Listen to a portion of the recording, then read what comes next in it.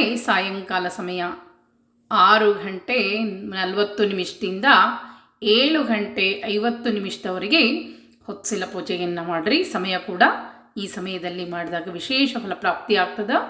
ಈ ಸಮಯದಲ್ಲಿ ಹೊತ್ಸಿಲನ್ನು ಸ್ವಚ್ಛವಾಗಿ ತೊಳ್ಕೊಳ್ಬೇಕು.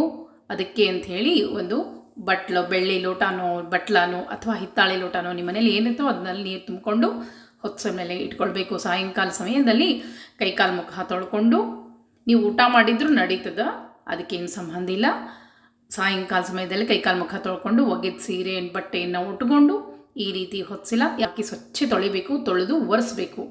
ಒರೆಸಿದ ಮೇಲೆ ಮಧ್ಯದಲ್ಲಿ ಲಕ್ಷ್ಮೀ ಸಹಿತ ನರಸಿಂಹದೇವರು ಕುಳಿತಿರುವ ಹಾಗೆ ಈ ರೀತಿ ಹೊತ್ಸಿಲಲ್ಲಿ ಸಣ್ಣ ಪ್ರಮಾಣದಲ್ಲಿ ಒಂದು ನರಸಿಂಹದೇವರ ಒಂದು ಸ್ಮರಣೆ ಮಾಡ್ತಾ ಒಂದು ರಂಗೋಲಿಯನ್ನು ಹಾಕ್ಕೊಳ್ಬೇಕು. ನಿಮಗೆ ಬರಲಿಲ್ಲ ಅಂದರೆ ನರಸಿಂಹದೇವರ ರಂಗೋಲಿ ಹಾಕ್ಲಿಕ್ಕೆ ಬರಲಿಲ್ಲ ಅಂದರೆ ನರಸಿಂಹದೇವರ ಸ್ಮರಣೆಯನ್ನು ಮಾಡಿ ಒಂದು ಶ್ರೀಕಾರವನ್ನು ಹಾಕಿ ಪದ್ಮವನ್ನು ಹಾಕಿದರೂ ಸಾಕು. ಈಗ ನಾನು ಲಕ್ಷ್ಮೀ ಸಹಿತ ನರಸಿಂಹದೇವರು ಹೊತ್ಸಲ ಮೇಲೆ ಕುಳಿತಿರೋ ಹಾಗೆ ರಂಗವಲ್ಲಿಯನ್ನು ಹಾಕೀನಿ.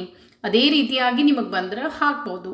ಅದನ್ನು ತೋರಿಸ್ಲಿಕ್ಕೆ ನನಗೆ ಸಮಯ ಇರಲಿಲ್ಲ, ಅದಕ್ಕಾಗಿ ಈ ರೀತಿಯಾಗಿ ಲಕ್ಷ್ಮೀ ಸಹಿತ ನರಸಿಂಹದೇವರ ಸ್ಮರಣೆ ಮಾಡ್ತಾ ರಂಗೋಲಿಯನ್ನು ಹಾಕಿ ಎಲ್ಲ ಕಡೆಗೆ ನಿತ್ಯ ಹೆಂಗೆ ಹಾಕ್ತಿರೋ 24 ಎಳೆಗಳು ಒಂದು ಕಡೆ 12, ಈ ಬಲಭಾಗದಲ್ಲಿ 12, ಎಡಭಾಗದಲ್ಲಿ 12 ಎಳೆಗಳು ಬರಬೇಕು. ಅಂದರೆ 24 ಭಗವಂತನ ಅವತಾರ ಅಂತ ಹೇಳ್ತೇವೆ.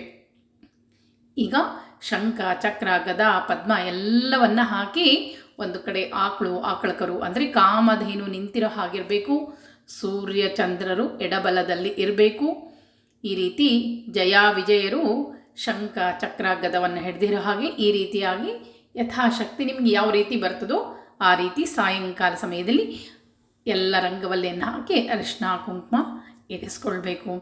ಅರಿಶಿನ ಕುಂಕುಮ ಇರಿಸಿದ ಮೇಲೆ ಏಕೆ ಅಲ್ಲಿ ಆಹ್ವಾನ ಮಾಡ್ಕೊಳ್ಬೇಕು. ನರಸಿಂಹದೇವರ ಸ್ಮರಣೆಯನ್ನು ಮಾಡ್ತಾ ಆಹ್ವಾನಾರ್ತೆ ಅಕ್ಷತಾಂ ಸಮರ್ಪಯಾಮಿ, ಆಸನಾರ್ತೆ ಅಕ್ಷತಾಂ ಸಮರ್ಪಯಾಮಿ ಅಂಥೇಳಿ ಮುಂದೆ ಒಂದು ತಟ್ಟೆ ಇಟ್ಕೊಂಡು ಪಾದಯೋ ಪಾದ್ಯಂ ಸಮರ್ಪಯಾಮಿ, ಹಸ್ತ್ಯೋ ಅರ್ಘ್ಯಂ ಸಮರ್ಪಯಾಮಿ, ಮುಖ್ಯ ಆಚಮನೀಯಂ ಸಮರ್ಪಯಾಮಿ ಅಂಥೇಳಿ ನಂತರ 20+2 ಗೆಜ್ಜೆ ವಸ್ತ್ರವನ್ನು ಇರಿಸ್ಕೋಬೇಕು.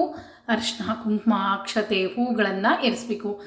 ನರಸಿಂಹದೇವರಿಗೆ ಸುವಾಸಿತವಾಗಿರುವಂಥ ಮಲ್ಲಿಗೆ ಹೂವನ್ನು ಇರಿಸಬೇಕು. ಈ ರೀತಿಯಾಗಿ ಗೆಜ್ಜೆ ವಸ್ತ್ರ ಎಲ್ಲ ಇರಿಸಿ ನಂತರ ಎರಡೂ ಬಲಭಾಗದಲ್ಲಿ ಅಂದರೆ ಹೊತ್ಸಿಲ ಎಡ ಮತ್ತು ಬಲಭಾಗದಲ್ಲಿ ದೀಪಗಳನ್ನು ಹಚ್ಚಿಟ್ಕೊಳ್ಬೇಕು.